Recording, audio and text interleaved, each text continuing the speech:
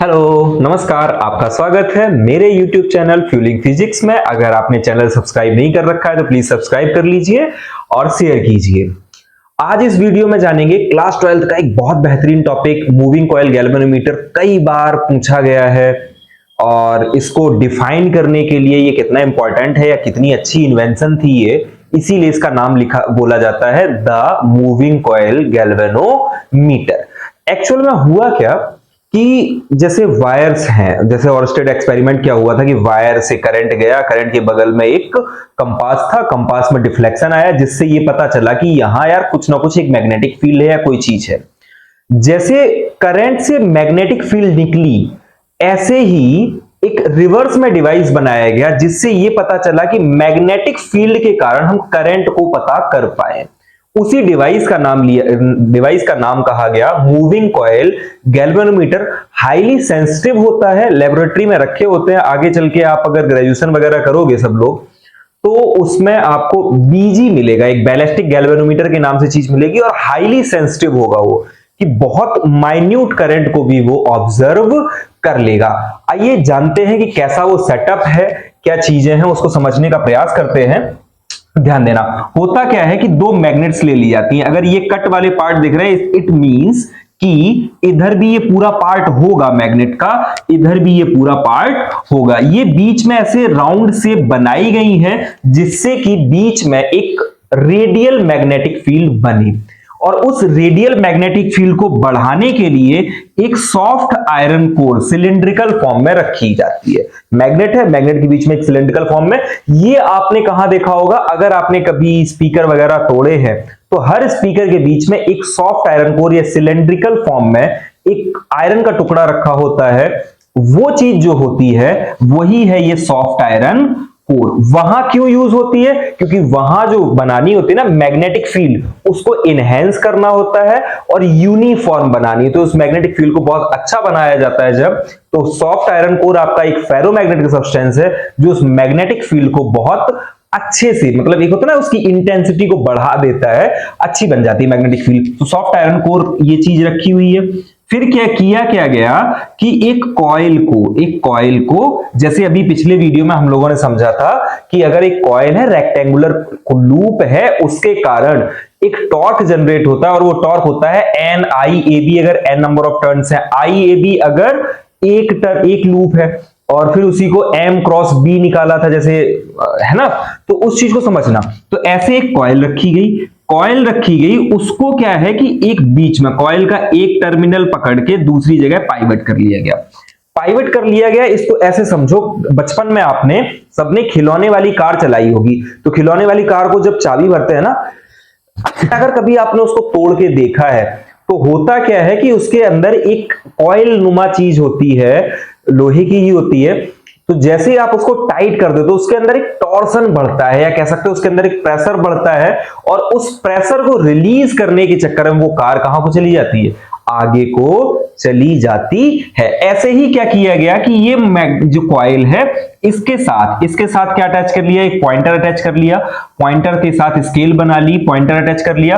अब क्या किया कि जैसे ही ये कॉइल मूव करेगी तो ये कौन सी चीज वो होगी, इसके अंदर एक डिस्टॉर्शन आएगा। ये अभी बिल्कुल स्टेबल स्टेट में है, चाहे इसको एक्सपेंड करोगे, ये जो स्प्रिंग लगी है ना SP, जो ये स्प्रिंग लगी है, ये जो SP है, ये एक्सपेंड होगी तो ये मीन पोजीशन पे आने का प्रयास करेगी, और ये अगर कंप्रेस होगी या जैसे टाइट होगी तो भी ये मीन पोजीशन पे आने का प्रयास करेगी। दोनों ही कंडीशन में, चाहे करंट क्लॉकवाइज आए चाहे करंट एंटी क्लॉकवाइज आए, मतलब एक बार चाहे इसको एक्सपेंड करे चाहे इसको कंप्रेस कर ले, दोनों ही कंडीशन में जैसे ही करंट अलग होगा वैसे ही डिफ्लेक्शन फिर से कहां आ जाएगा, 0 पे आ जाएगा। बैलिस्टिक गैल्वेनोमीटर में यही पूरा सेटअप, ये जो पूरा सेटअप है, इसको एक वायर के साथ हैंग और कर दिया जाता है जिससे कि ऑटोमेटिक डिफ्लेक्शन हमें शोध होने लगता है, बहुत माइन्यूट करंट को भी ऑब्जर्व कर लेता है। हालांकि ये जो मूविंग कॉइल गैल्वेनोमीटर में, इसमें कॉइल मूव करेगी।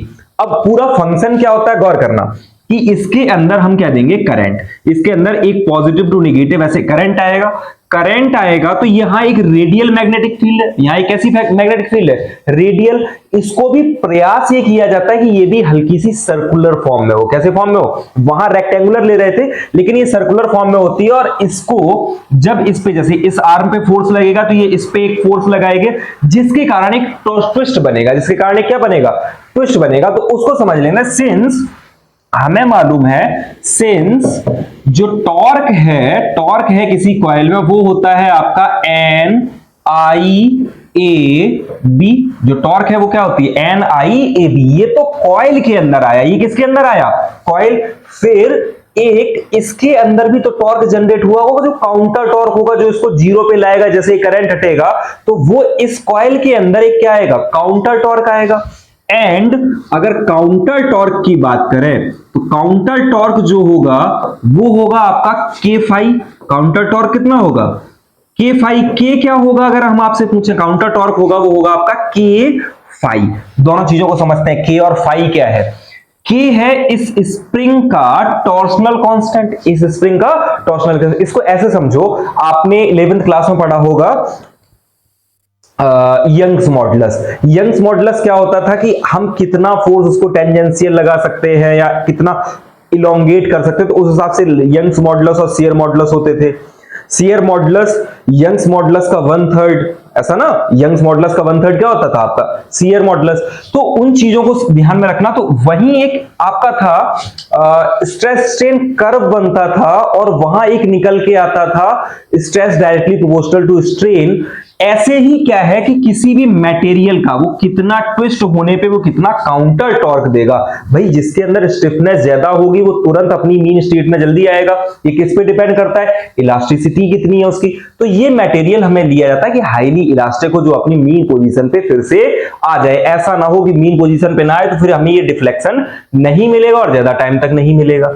क्लियर हुआ, तो गौर करना। तो ये के है आपका टॉर्सनल कांस्टेंट, टॉर्सनल जो भी कांस्टेंट उस स्प्रिंग का, और फाई है पर यूनिट ट्विस्ट, या कह सकते हो कि ये कितना ट्विस्ट हुआ, ये एंगल कितना बदला, ये फाई है। ये आपका क्या है, एंगल जितना बदल जाएगा, जैसे यहां से यहां जितना डिफ्लेक्शन आया वो आपका फाई से डिनोट किया जाएगा। तो ये दोनों बराबर होंगे, ये भी टॉर्क के बराबर है, ये भी किसके बराबर है, टॉर्क के बराबर है। सो के फाई इज इक्वल्स टू आ जाएगा, के फाई इज इक्वल्स टू आ जाएगा एन आई ए बी। के फाई बराबर क्या आ जाएगा, N I A B.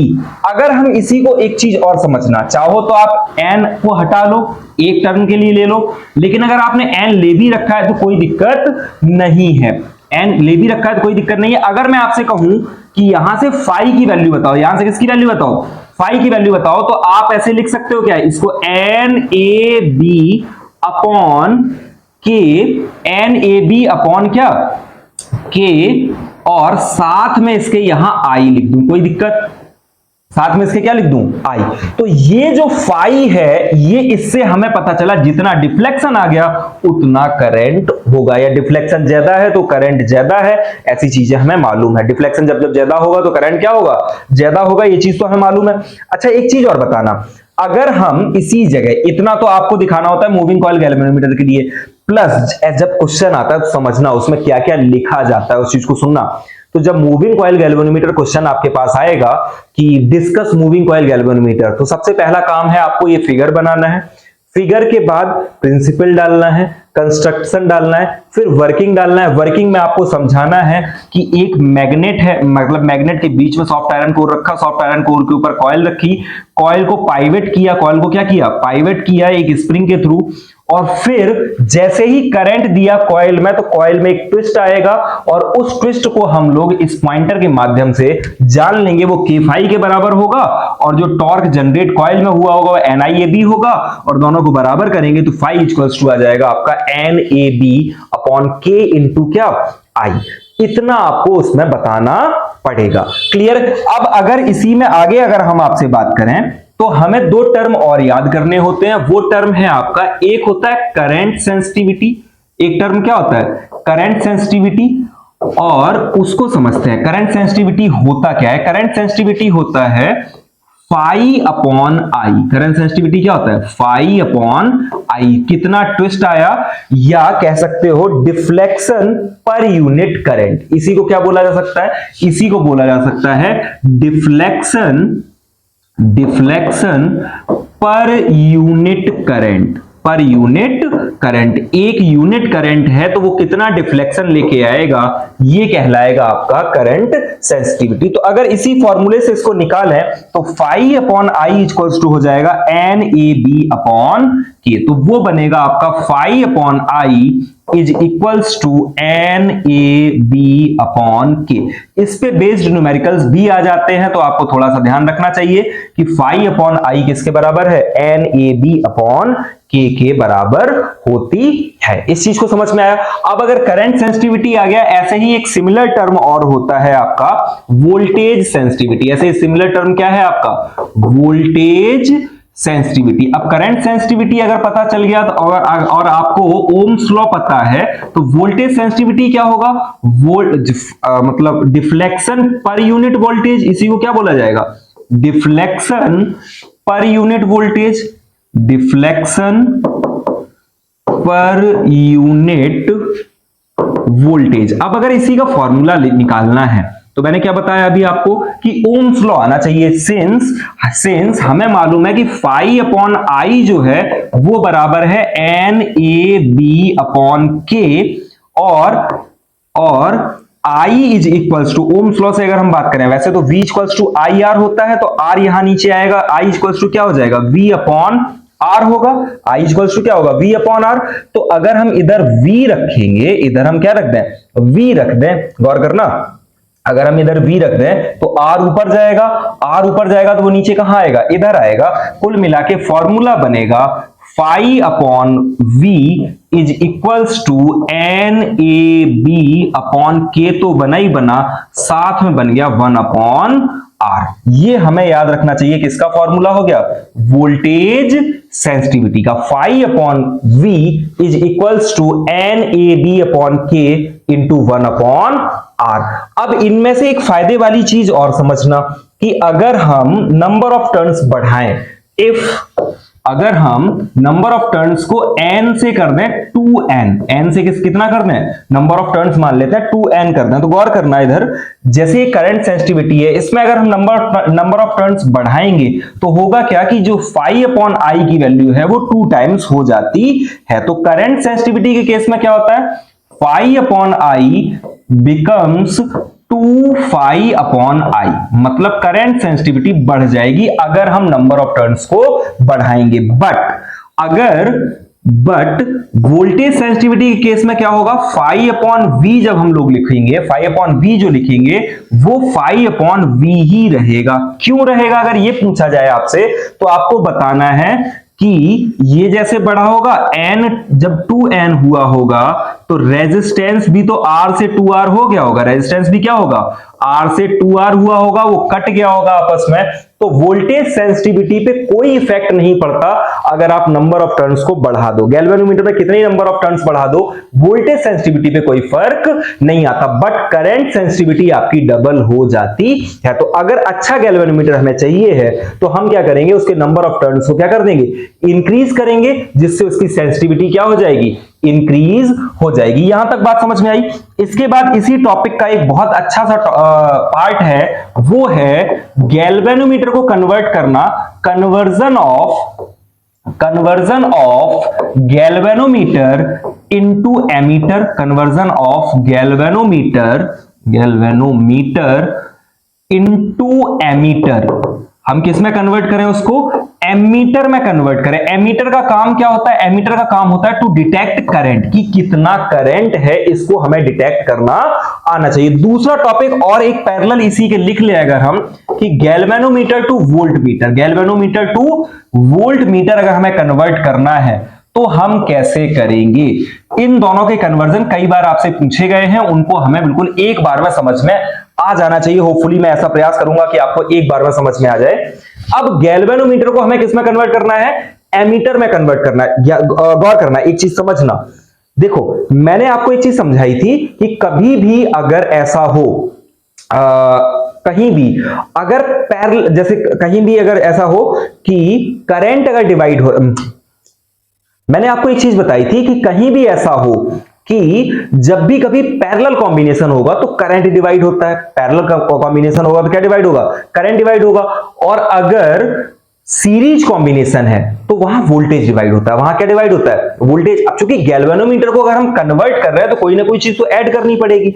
Add क्या कर सकते हो आप, रेजिस्टेंस को ऐड क्या कर सकते हो आप, रेजिस्टेंस ऐड कर सकते हो। रेजिस्टेंस को सीरीज में ऐड करना है, पैरेलल में ऐड करना है, छोटा रेजिस्टेंस लगाना है या बड़ा रेजिस्टेंस लगाना है, चार पार्ट हैं, उनको एक बार में समझने का प्रयास करना। जैसे करंट है, एमीटर से क्या नापेंगे हम लोग, करंट नापेंगे, और हमें मालूम है कि in case of parallel combination current divides, तो जिसमें जो चीज डिवाइड होती है आपको उसी में वो चीज लेके आना है। और एक आइडियल एमीटर, अगर आपसे पूछा जाए कि आइडियल एमीटर होगा तो आइडियल एमीटर का जो रेजिस्टेंस होता है, रेजिस्टेंस ऑफ आइडियल एमीटर अगर आपसे कोई पूछे तो आपको कहना चाहिए कि वो नेग्लिजिबल है, tends to zero. Resistance of ideal ammeter अगर कोई आपसे पूछे तो आपको बताना चाहिए कि ये कितना होता है, टेंड्स टू जीरो। ये जितना कम से कम मिनिमम होना चाहिए, इसको जितना कम रेजिस्टेंस उतना अच्छा वो एमीटर होगा।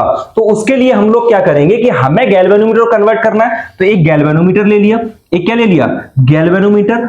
और गैल्वेनोमीटर के पैरेलल में, गैल्वेनोमीटर के पैरेलल में एक हम, अब इसका रेजिस्टेंस हमें कम करना है, मान लेते हैं रेजिस्टेंस का Rg होगा, पहले से क्या होगा, रेजिस्टेंस Rg होगा, इसको और घटाना है तो हमें चीजें किसमें जोड़नी पड़ेंगी, पैरेलल में, क्योंकि पैरेलल कॉम्बिनेशन में फॉर्मूला होता है 1/r = 1/r1 + 1/r2। तो पैरेलल कॉम्बिनेशन में रेजिस्टेंस वैसे ही घटता है, तो हम क्या करें कि इस जगह बहुत छोटा सा